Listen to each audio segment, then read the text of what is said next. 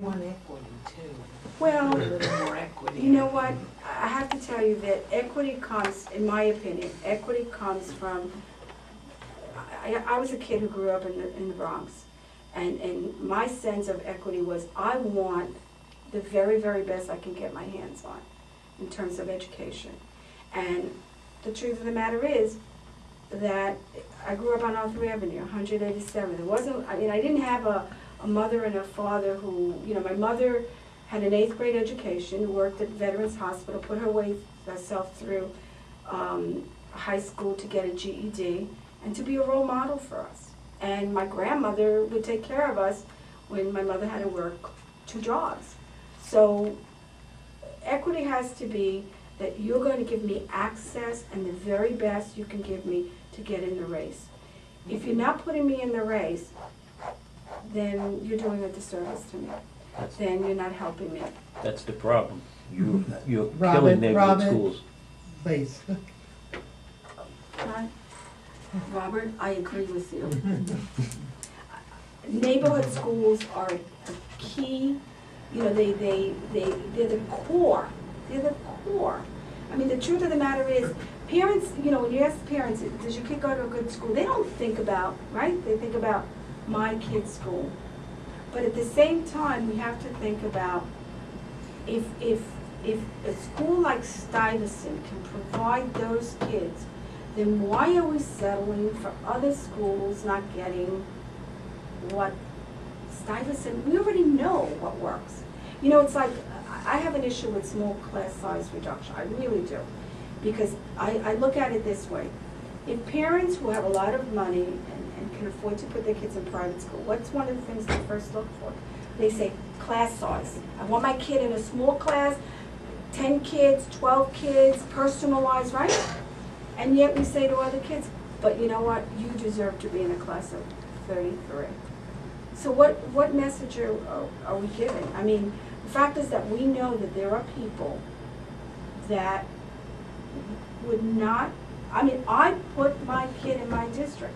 How many, I used to say to my colleagues, I used to say, you know, I mean, with all due respect, Harold Levy had his kids at Dalton. You know, I could look at Harold Levy and say, my kid is in my district. You know, 7 blocks away from my district office.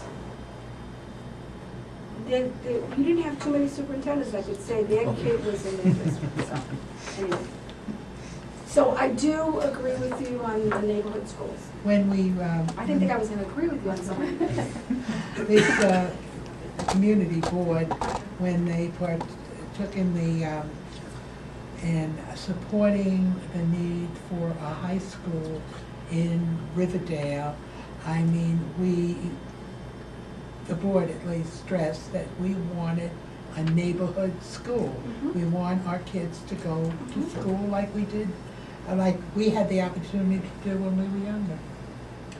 Do you have a question? And by the way, so did the District 8 high school that we submitted a plan for was a neighborhood school that we wanted. Now we wanted to expand it a little different. We wanted it to be kids from District 8. So, and we wanted the kids who had the experience at Marathon to have a continuation. Which is important. Well, I go way back. Abraham Lincoln. By the way, Honest Abe. We used to call him Honest Abe. And I just seem to recall something called liberal arts. Anybody remember the liberal arts?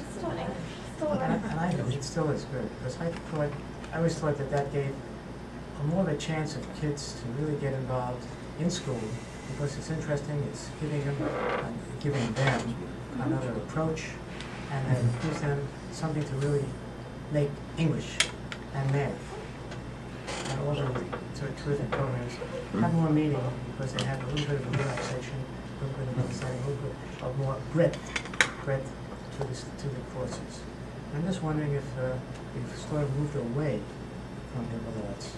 No, if you look at, for example, since I have a freshman in college, I can speak to that.